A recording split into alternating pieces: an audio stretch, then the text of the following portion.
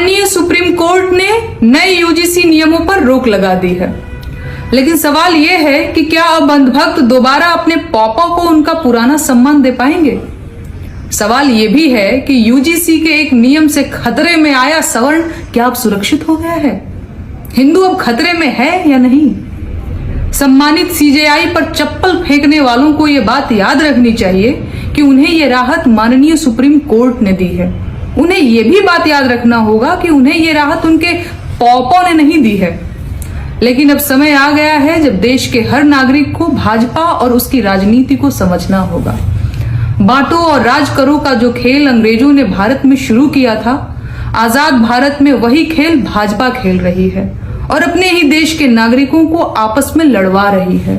कभी धर्म के नाम पर, कभी जाति के नाम पर, सभी उलझे हुए हैं और वो इस कदर उलझे हुए हैं कि उनके सबसे अहम मुद्दे भी किनारे लग गए हैं।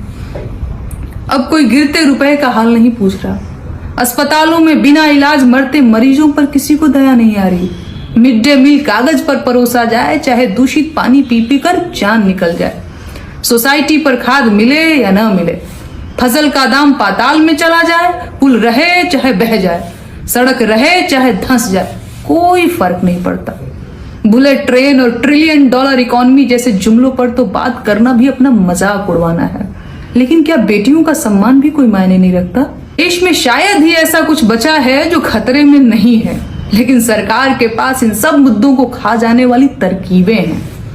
मेरा सवाल यह है कि देश कब तक तरकीबों और जुमलों से चलाया जाएगा। कब तक गोदी मीडिया के भरोसे खबरों को दबाकर जनता को ठगा जाएगा। दुनिया तीसरे विश्व युद्ध के मुहाने पर बैठी है, सोचिए हमारी क्या तैयारी है। क्या गोदी मीडिया हमें असली लड़ाइयां जिता सकेगा।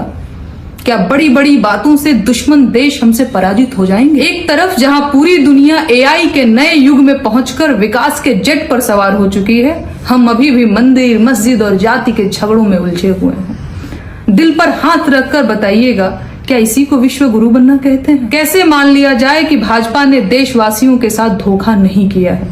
क्या यही दिन दिखाने के लिए सत्ता में आए थे।